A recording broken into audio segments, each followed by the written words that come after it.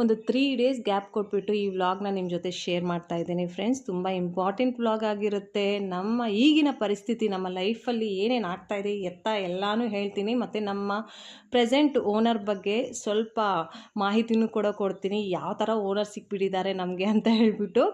So 1 ತಿಂಗಳು complete ಆಗಿದೆ ಈ ಮನೆಯಲ್ಲಿ ಬಂದುಬಿಟ್ಟು.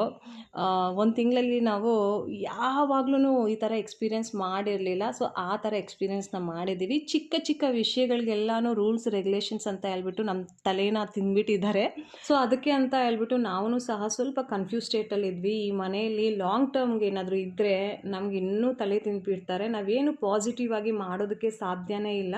ಏನಾದರೂ ಒಂದು ಸ್ಟಾರ್ಟ್ ಮಾಡೋದಕ್ಕೂ ಮುಂಚೆ 10 ಸಲ ಯೋಚನೆ ಮಾಡಿಬಿಟ್ಟು ಮಾಡಬೇಕು. ಈ ಓನರ್ ಸರಿ ಇಲ್ಲ, ಇಷ್ಟು ಚಿಕ್ಕ ಚಿಕ್ಕ ರೂಲ್ಸ್ ಆ್ಯಂಡ್ ರೆಗ್ಯುಲೇಷನ್ಸ್ನ ಪಿನ್ ಪಾಯಿಂಟ್ ಮಾಡೋನು ಏನು ಬೇಕಾದರೂ ಮುಂದೆ ಮಾಡ್ಬೋದು ಅಂತ ಹೇಳ್ಬಿಟ್ಟು ನಮಗೆ ಒಂದು ಕ್ಲಾರಿಟಿ ಸಿಕ್ತು ಫ್ರೆಂಡ್ಸ್. ಅದಕ್ಕೆ ನಾವು ಈ ಮನೇನ ಬೇಗನೆ ಖಾಲಿ ಮಾಡ್ತಾ ಇದ್ದೀವಿ.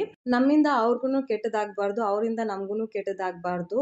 ನಾವು ಕಷ್ಟಪಟ್ಟು ದುಡ್ದು ಎಲ್ಲಾದರೂ ಇರ್ಬೋದು, ಬಟ್ ಅವರು ಕೋಟಿಗಟ್ಟಲೆ ದುಡ್ಡಾಗ್ಬಿಟ್ಟು ಮನೆ ಕಟ್ಸಿದ್ದಾರೆ. ಅವ್ರಿಗೊಂದೇ ಮನೆ ಇರೋದು. ಸೊ ಅವ್ರ ಮನೇನ ಅವ್ರಿಗೆ ಬಿಟ್ಕೊಟ್ಬಿಡೋಣ ಅಂತ ಹೇಳ್ಬಿಟ್ಟು ನಾವು ಈ ಮನೇನ ಖಾಲಿ ಮಾಡ್ತಾ ಇದ್ದೀವಿ.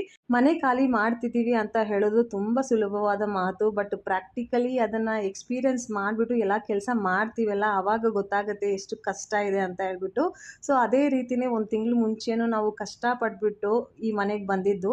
ತುಂಬ ದುಡ್ಡನ್ನು ಖರ್ಚು ಮಾಡಿದ್ವಿ, ಪ್ಯಾಕರ್ಸ್ ಆ್ಯಂಡ್ ಮೂವರ್ಸ್ಗೆ ಆಗಿರ್ಬೋದು. ಮತ್ತು ಈ ಮನೆಗೆ ಬಂದಮೇಲೆ AC ಇನ್ಸ್ಟಾಲೇಷನು, ಹೊಸ ವಾಟರ್ ಪ್ಯೂರಿಫೈಯರ್ ಖರೀದಿ ಮಾಡಿಬಿಟ್ಟು ಅದು ಇನ್ಸ್ಟಾಲೇಷನು, ಮತ್ತು ವೈಫೈ ಇನ್ಸ್ಟಾಲೇಷನು, ಮತ್ತು ಹೊಸ ಸ್ಟವ್ವು ಮತ್ತು ಚಿಮ್ನಿನೂ ಸಹ ಖರೀದಿ ಮಾಡಿದ್ವಿ. ಯಾಕೆಂದರೆ ಈ ಮನೆಯಲ್ಲಿ ಚಿಮ್ನಿ ಕೊಟ್ಟಿರಲಿಲ್ಲ, ನಮ್ಮದೇ ಯೂಸ್ ಮಾಡಬೇಕು ಅಂತ ಹೇಳಿದ್ದಕ್ಕೆ ನಾವು ಹೊಸದಾಗಿ ಖರೀದಿ ಮಾಡಿದ್ವಿ. ಎಷ್ಟೊಂದು ದುಡ್ಡು ನಾವು ಖರ್ಚು ಮಾಡಿದ್ವಿ. ಆ ಎಲ್ಲ ದುಡ್ಡು ಖರ್ಚು ಮಾಡಿದ ಮೇಲೆ ನಮಗೆ ರೂಲ್ಸ್ ಆ್ಯಂಡ್ ರೆಗ್ಯುಲೇಷನ್ಸ್ ಎಲ್ಲ ಹೇಳ್ತಾರಲ್ಲ, ಎಷ್ಟು ಬೇಜಾರಾಗುತ್ತೆ. ಅವ್ರು ಮಾಡಿರೋ ರೂಲ್ಸ್ ಆ್ಯಂಡ್ ರೆಗ್ಯುಲೇಷನ್ಸ್ ಬಗ್ಗೆ ನಿಮ್ಮ ಜೊತೆ ನಾನು ಡಿಸ್ಕಸ್ ಮಾಡ್ತೀನಿ.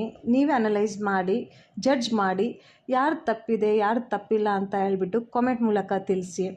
ನಾವು ಈ ಮನೇನ ಚೂಸ್ ಮಾಡಿದ್ದು ಒಂದೇ ಒಂದು ಕಾರಣಕ್ಕೆ ಫ್ರೆಂಡ್ಸ್. ಈ ಮನೆಯಲ್ಲಿ ಸೆಪ್ರೇಟ್ ಟೆಂಪಲ್ ಇದೆ ಅಂತ ಹೇಳಿಬಿಟ್ಟು ಮಾತ್ರನೇ ನಾನು ಈ ಮನೇನ ಚೂಸ್ ಮಾಡಿದ್ದು. ಇಲ್ಲಿ ನಾರ್ತ್ ಇಂಡಿಯಾದಲ್ಲಿ ಸೆಪ್ರೇಟ್ ಟೆಂಪಲ್ ಇರೋ ಮನೆಗಳು ಸಿಗೋದು ತುಂಬ ಕಷ್ಟ. ಸೊ ಆ ಒಂದು ಕಾರಣದಿಂದ ಈ ಮನೆಗೆ ನಾವು ಬಂದಿದ್ದು ಫ್ರೆಂಡ್ಸ್. ಇಲ್ಲ ಅಂತ ಹೇಳಿದ್ರೆ 2 ಮನೆ ಆಲ್ರೆಡಿ ನಾವು ನೋಡಿಬಿಟ್ಟಿದ್ವಿ. ಆ ಮನೆ ಓನರ್ ಅವರು ಕೂಡ ತುಂಬ ಚೆನ್ನಾಗಿದ್ದರು. ಅವ್ರ ಹತ್ರನೂ ಸಹ ನಾನು ನಮ್ಮ ಬಿಸ್ನೆಸ್ ಬಗ್ಗೆ ಮಾತಾಡಿದ್ದೆ. ಈ ಥರ ನಾನು ಹೋಮ್ ಮೇಕರು, ಕ್ಯಾಟ್ರಿಂಗ್ ಬಿಸ್ನೆಸ್ ಮಾಡ್ತೀನಿ ಮನೆಯಿಂದ ಅಂತ ಹೇಳಿದಾಗ ಅವರೂ ಸಹ ಓಕೆ ಅಂತ ಹೇಳಿದ್ರು.